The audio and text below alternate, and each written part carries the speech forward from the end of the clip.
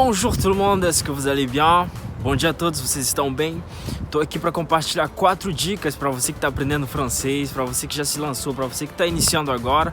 4 dicas importantes. Então, a primeira dica que eu quero dar para vocês hoje é justamente sobre o objetivo. Qual objetivo você se fixou?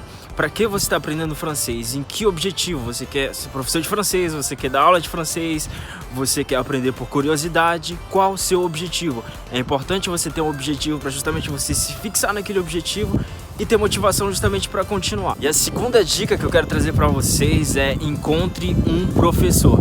É importante você ter um professor, é importante você ter alguém para te guiar, é importante você encurtar a distância. Às vezes a gente quer aprender porque a gente é autodidata, etc, porque a gente consegue sozinho, não precisa de ninguém e tudo.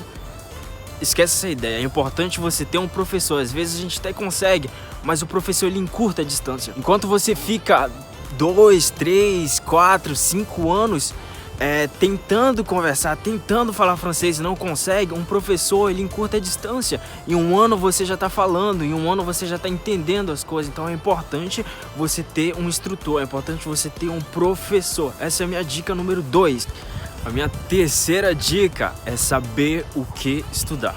Às vezes a gente começa, às vezes a gente se lança em aprender alguma coisa, seja um instrumento, um piano, uma guitarra, pouco importa, o francês, o alemão, o inglês, mas a gente não sabe o que estudar. É importante você ter um cronograma, é importante você ter um caminho a percorrer.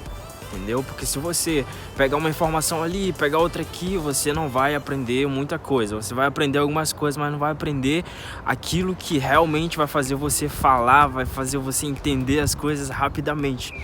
Estamos vivendo em um mundo com excesso de informações. A gente tem muitas informações e às vezes a gente se perde no meio dessas informações. A gente procura um tema no YouTube, no final, não era esse tema aqui, vou procurar outra coisa. Esse tema aqui é legal. Esse aqui fala sobre conversação.